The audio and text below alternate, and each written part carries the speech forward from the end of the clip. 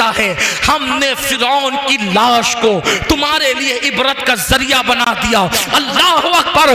اس کے فرمانے کو 1450 سال ہو گئے لیکن فرعون کی لاش آج بھی دکھ رہی ہے, میوزیم کے اندر پڑی ہوئی ہے اور پکار پکار کے کہہ رہی ہے میں نے خدا کی نافرمانی کی, دولت کے باوجود نہ کفن ملا نہ قبر ملی, تمہارا کیا انجام ہوگا؟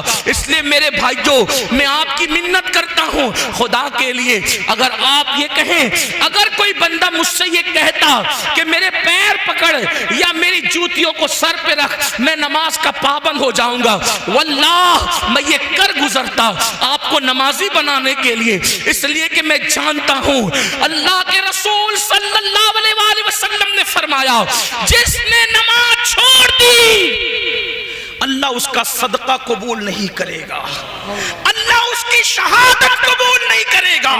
اور میرے آقا نے یہاں تک فرمایا جس نے جان بوجھ کے نماز چھوڑ دی وہ میرے ذمے سے باہر ہے, قیامت کے دن اس کے ساتھ میرا کوئی وعدہ نہیں ہے. یہ بات آپ یوں ہی نہ سمجھے, میں مثال کے ذریعے سمجھاتا ہوں, مزید روایتیں پیش کر کے یہ میرے دل کا درد ہے.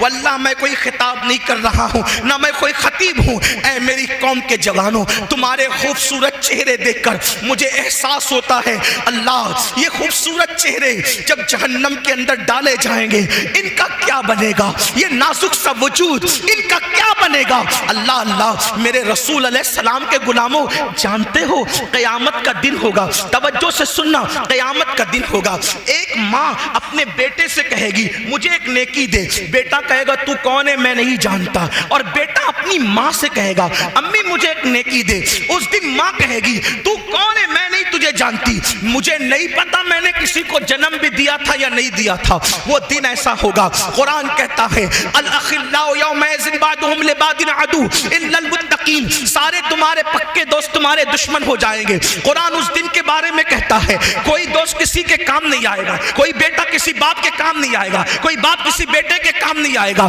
اللہ اکبر. جہاں رشتے خون کے ٹوٹ جائیں گے, رشتے جھوٹے ثابت ہوں گے, کوئی کسی کو نیکی دینے کے لیے تیار نہیں, بیٹا باپ کو نہیں, باپ بیٹے کو نہیں, بھائی بھائی کو نہیں, بہن بھائی کو نہیں, کوئی کسی کا نہیں ہوگا. حتیٰ کہ ایک بات آپ کو بتا دوں, یہ میرے علماء موجود ہے, سچے علماء, اگر میں کوئی غلطی کروں تو میری اصلاح کریں گے.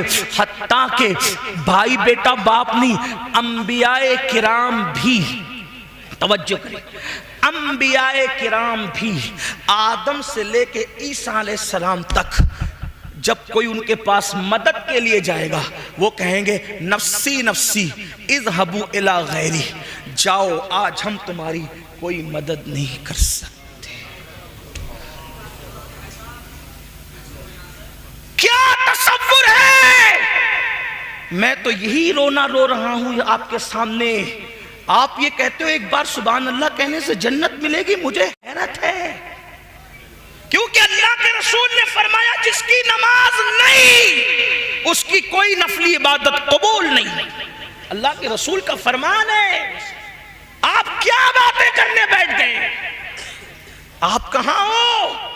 میں تو 11ویں کی 11 دے کے پکا رہا ہوں, میں جنت میں نہ جاؤں گا تو کون جائے گا. اللہ کے رسول فرما رہے جس کی نماز نہیں اس کی کوئی نفل عبادت قبول نہیں. میں آپ کو مایوس کرنے نہیں آیا, لیکن اگر آپ سوچتے ہیں کہ